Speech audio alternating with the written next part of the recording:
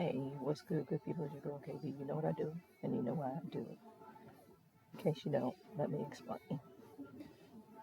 The reason I am doing the Dark Chronicles, first, they're named the Dark Chronicles because I usually record in the wee hours in the morning after reading my devotionals or when a thought pops into my head when I'm driving into the office. Now, I'm in my office at about 4 in the morning most of the time, or headed to my office.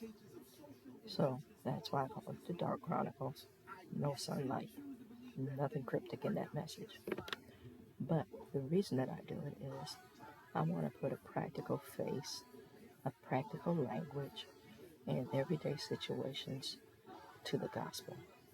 You know, we elevate the gospel, the good news, to a place where, it's so lofty that most people think they can't be who they are and approach the gospel in a practical manner. And I'm here to tell you there's nothing further from the truth. But at the same time, there are some things that we're required to do. I mean, this is not a process like a college course where there's an elective. There are some really definitive thou shalt nots in the gospel. Okay? And I want to say, as I step into ministry on a more, I want to say, daily basis, practical basis, consistent basis, it's a difficult process to deny yourself. It's a difficult process to surrender. I'm not going to lie to kick it about that. But I can tell you, when you make up your mind, you will definitely do it. And you will do it happily. And you will do it with a sense of joy, a sense of comfort that, so much so that that's what I'm experiencing right now. And really getting messages from the world that, I'm now saying, normally I would have acted on it. Let me put it like that. But now that I want to say sold out and sold, SOULED, now that I'm sold out, I see just how, I want to say, corrupt and hypocritical our collective thought processes are, just in human nature. And many of the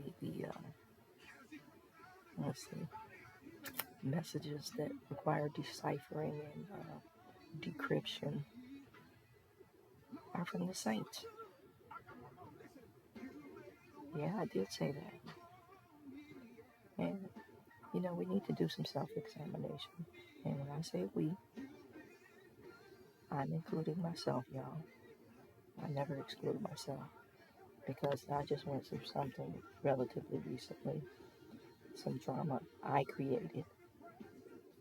And, in the story of the prodigal son, there's this line, when he came to himself. And in that instance, when he came to himself, he was about to eat some pig food. And, he found himself actually in the pen with the pigs getting ready to eat pig food. And he realized who he was. So when he came to himself, in recovery, they call it that moment of clarity. So in my moment of clarity, I realized not only who I am,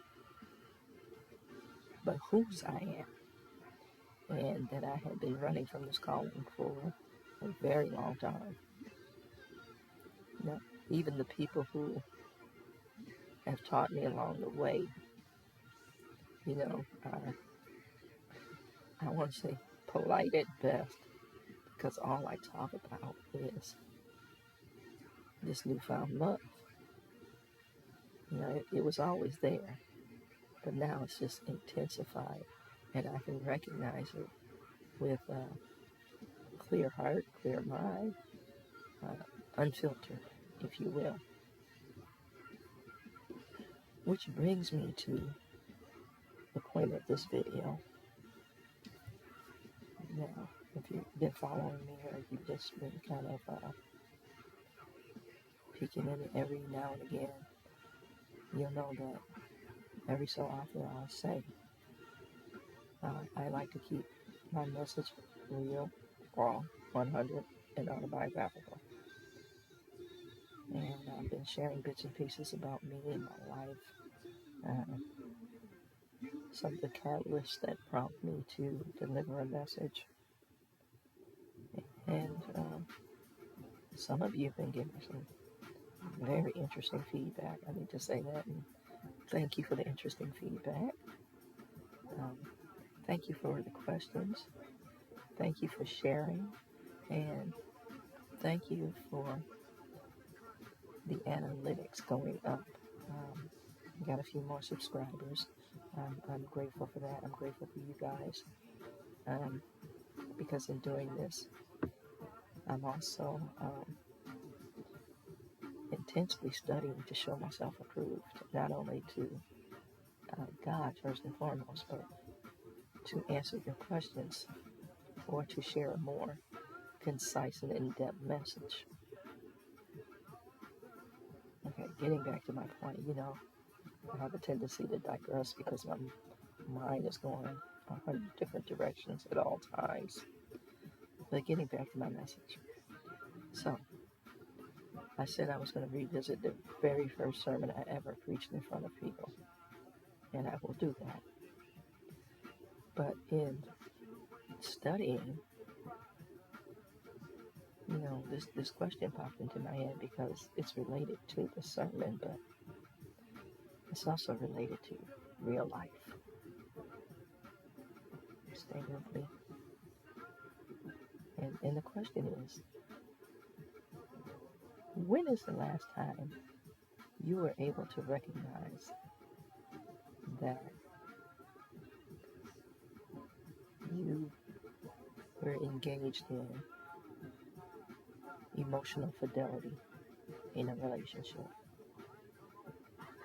And I'm not talking about a romantic relationship. I'm talking about any relationship. And by emotional fidelity, did you show up as your true, authentic self in every aspect of that connection? Because many, many, many of us, first let me say, I know the great majority of y'all answered me when I asked that question, about emotional fidelity. Everybody wants to be that friend. Everybody wants to be that good person. Everybody wants to be seen in that positive light. And you know what that does? Some of y'all will be mad at me. That teaches you to lie about who you are. That's all that it does. You can be all that and still be yourself. The people who love you will be people. Okay, you hear me? I'm making this make sense for y'all. The people who love you will be people. By that I mean they're going to show their nature. They're going to show their character defects. You're going to get mad at them. They're going to get mad at you.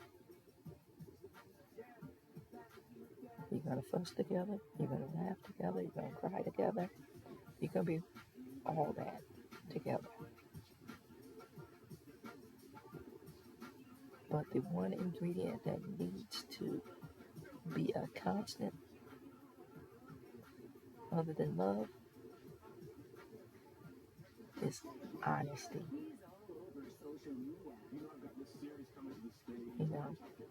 Trust is a fragile entity. And when it's broken, I'm not saying that it can't be repaired, but what I am going to tell you that it's going to be even more fragile unless you have God in that mix. You know, when something is broken, I don't care how much glue you put on it. Gorilla glue, you know, like that woman that was all over the internet with putting Gorilla glue on her hair, you know, and it lasted for forever. But even then, it had a chemical breakdown, and she was able to, you know, regroup, so to speak. But, you know, honesty, integrity, you gotta have that in order to have trust. And then, if and when it is broken, who or what are you using to put it together? Now, if we go back to the beginning of this conversation or this recording, you heard me mention I have a new vision and a new perspective that allows me to really see and hear, you know, the grimy or the less than aspects of worldly information that many of us, you know, I like to say this like this, many of us embrace like it's coming from a mountaintop, etched in stone tablets, and it is most often contrary to the gospel. Amen. So I'm posting this question to you as I prepare this message for later. What is your understanding of emotional fidelity?